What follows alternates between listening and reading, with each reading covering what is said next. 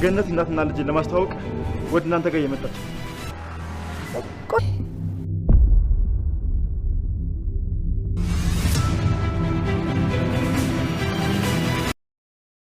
ገነትና ዳግም ተገናኙ። ገነት እንግዲህ ብሌንና ወይዘሮ ሰላምን አስተዋውቃቸዋለሁ፣ ልጄን ከእናቷ ጋር አገናኛታለሁ በማለት ነበረ ወደ እነሱ ቤት ሄደችው። ወደ እነሱ ቤት ስትሄድ እንግዲህ ዳግም እዛ ስለነበረ የእናት ደመነፍሷ ነግሯት እንግዲህ ልጇ መሆኗን አውቃለች። ልጄ ብላ ጠርታው እንግዲህ ወደ እሱ ተጠግታለች ማለት ነው። ዳግምን በጣም ነበረ የደነገጠው ልጄ ብላ ስትጠራው፣ ምክንያቱም የበፊት መልኳና ፎቶዋ ትንሽ ስለሚመሳሰል ልጄ ነው ብላ ስላሰበች ነው ልጄ ያለችው ማለት ነው። ሰላም ሰላም ቤተሰብ እንዴት ናችሁልኝ? እኔ ያለው ፈጣሪ የተመሰገነው። በያላችሁበት ሰላማችሁ ብዝት ትርፍርፍ ይበልልኝ። ለዚህ ቤት አዲስ ሆናችሁ ሰብስክራይብ፣ ሼር፣ ላይክ እያደረጋችሁ ቤተሰብ እንድትሆኑልኝ በትህትና እየጠየቅኩኝ አደራ። ክፍል 9 ላይ እንግዲህ ወይዘሮ ገነት ወደ እነ ሰላም ቤት ሄዳለች። የሄዳችበት ምክንያት ደግሞ ብሌንዬ እናቷ በህይወት አለች አውቃለች። ሳሚ ደውሎ እናትሽ በህይወት አለች፣ የእንጀራ እናትሽ ዋሽታሽ ያለች ስታታልልሽ ነበረ እስከዛሬ በማለት ሲነግራት ነበረ። እናቴ በህይወት አለች፣ ለምንድን ነው የዋሽሽኝ? እስከዛሬ ስትጫወችብኝ ነበር።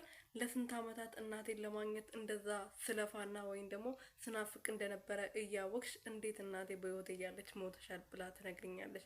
ከዚህ በኋላ እንደ አንቺ አይነት አረመኔ እናት የለኝም በማለት ነበር ቤት ውስጥ ጥላት የወጣችው። ከዛ በኋላ እንግዲህ ሳሚ ደውሎ ወይዘሮ ገነትን አናግሯት ነበረ።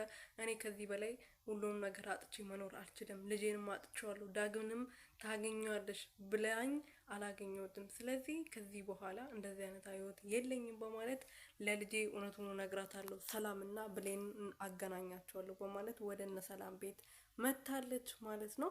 ብሌንዬን ደግሞ አዝና እንግዲህ ሰላም መጀመሪያ አባራት ነበረ፣ ከዚህ ስራ ውጪ ብላት ነበረ በፍላሹ ምክንያት ማለት ነው። ግን ከዛ በኋላ ዳግም በጣም አዝና ቤተ ክርስቲያን ውስጥ ቁጭ ብላለች ስላት ነበረ ወደ ቤቷ እየጠራቻት። ከዛ በኋላ ልጄ አንቺ ያው ምግብ መስራት የለብሽም በማለት ምግብ እየሰራችላት ነበረ ማለት ነው። እና ይባቅ የደመ ነፍሷ እናት መሆኗን ነግሯታል እና በጣም እያዘነችላት ነው።